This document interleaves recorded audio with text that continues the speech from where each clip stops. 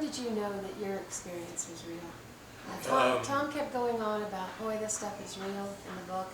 And when did you really mine came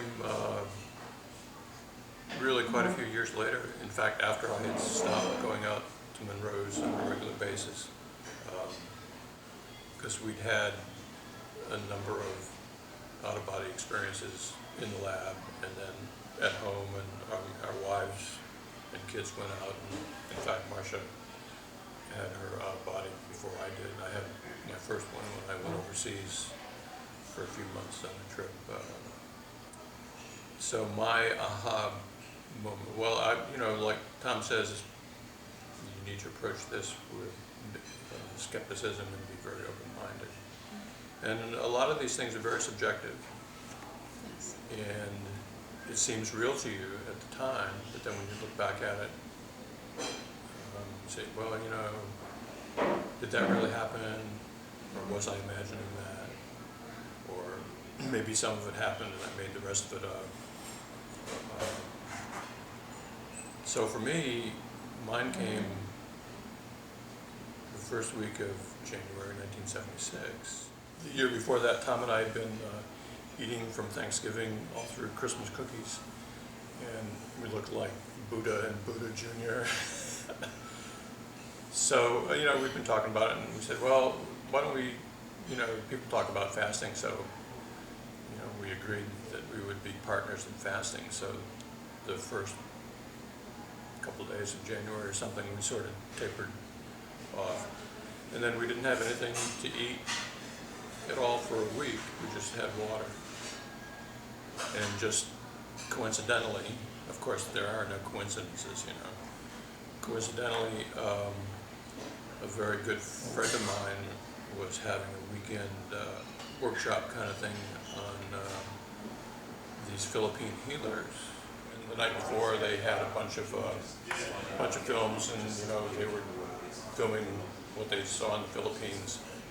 And it could have been real, or it could have been sleight of hand, because they could have had chicken livers in the cotton gauze or whatever. So I'm looking at it and I'm going, yeah, well, maybe maybe no, just, whatever. Saturday we were at like the Sheraton Motel or something in Charlottesville, and they showed the movies and they had discussions and talked about the techniques and things like that. And then they said, well, we'd like to do a healing type of thing for people. So there was like this little platform or dais that you'd have a flag on, sort of thing. And we all lined up. I was watching the people in front of me, and they'd get up on this platform, and Midge and this guy would sort of wave their hands around them, and their energy, and I'm just watching like, well, whatever.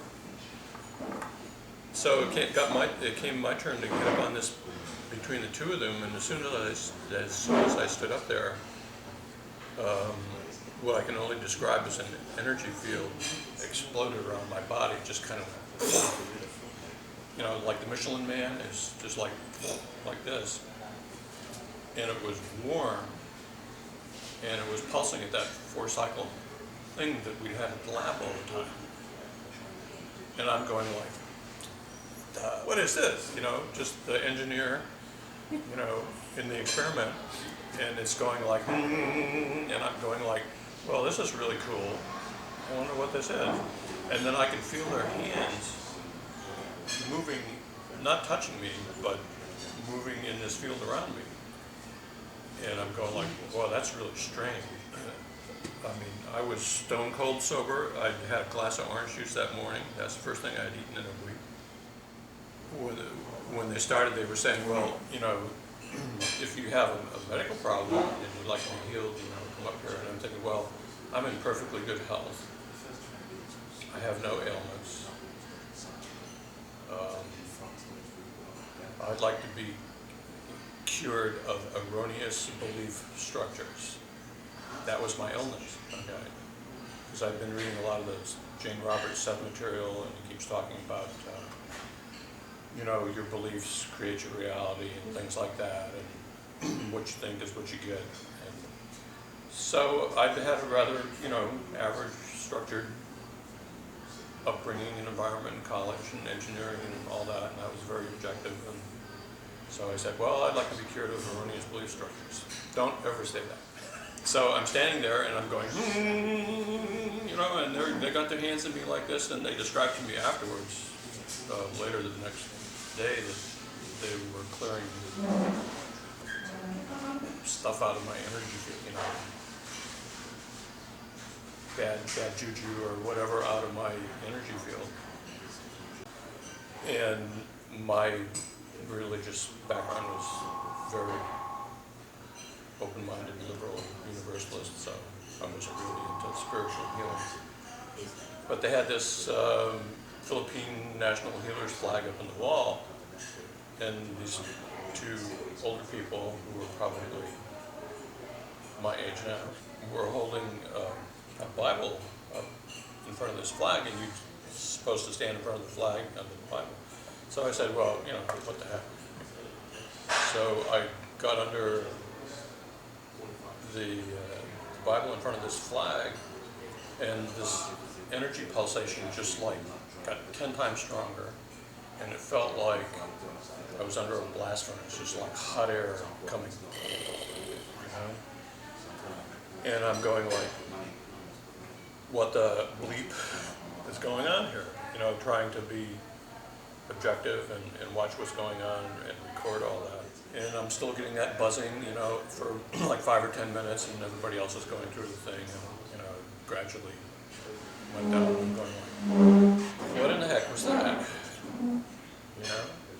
And like Tom says, well, this stuff has to be real. I mean, I'm wide awake. I'm not laying in a dark booth, listening to audio tapes.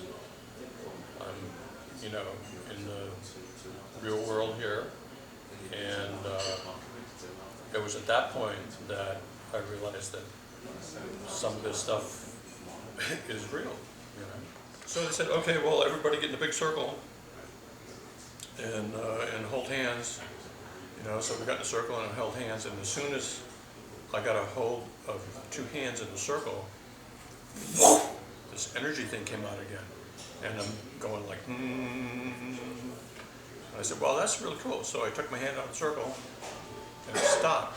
I said, okay, I put my hand back in the circle, took my hand out, stopped. So, okay, well, I guess it's real.